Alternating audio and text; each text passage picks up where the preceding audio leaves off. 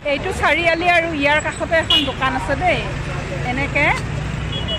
এইয়া এইখন একেবাৰে অকণমান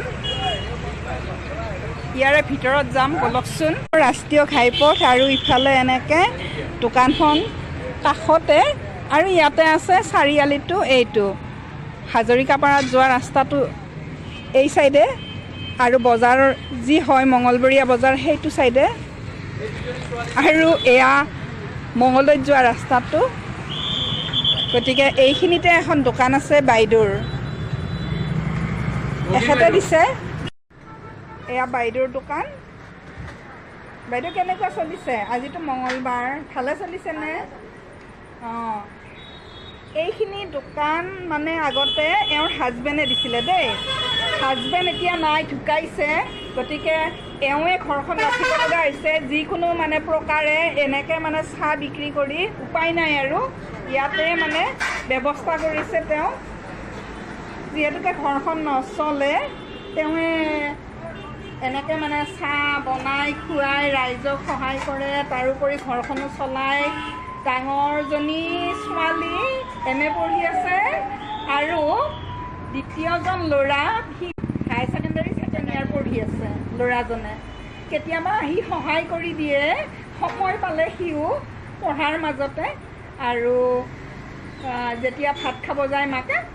ছোৱালীজনীও আহি সহায় কৰি দিয়ে ইয়াতে উপায় নাই তেওঁৰ গিৰিয়েক যিহেতু ঢুকাইছে আৰু পিছফালে পুখুৰীটো আছে বতাহ চতাহ আহি থাকে দেই আছে বাৰু ইয়াতে ফেনৰো ব্যৱস্থা আছে বহুত ধুনীয়াকৈ নহ'লেও একেবাৰে অকণমানকৈ হ'লেও এওঁ দিছে গৰুৰ গাখীৰৰ চাহ অঁ ঠিকে আছে কিমান দিন হ'ল ঢুকাৱা দাদা এবছৰ হ'ল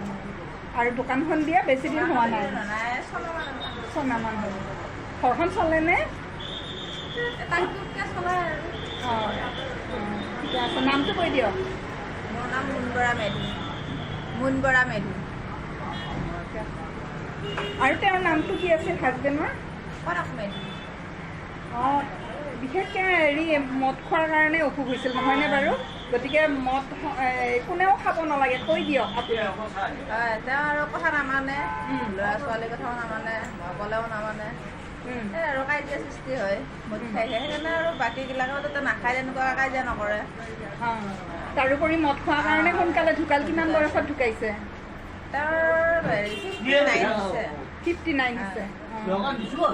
অসুখ হৈ পেলাই ঢুকাল আৰু মদ খোৱাৰ কাৰণে লিভাৰ চিভাৰ হেৰি হৈ গৈছে বেয়া হৈ গৈছে ফেইল হৈ গৈছে অঁ গতিকে মদ খাব নালাগে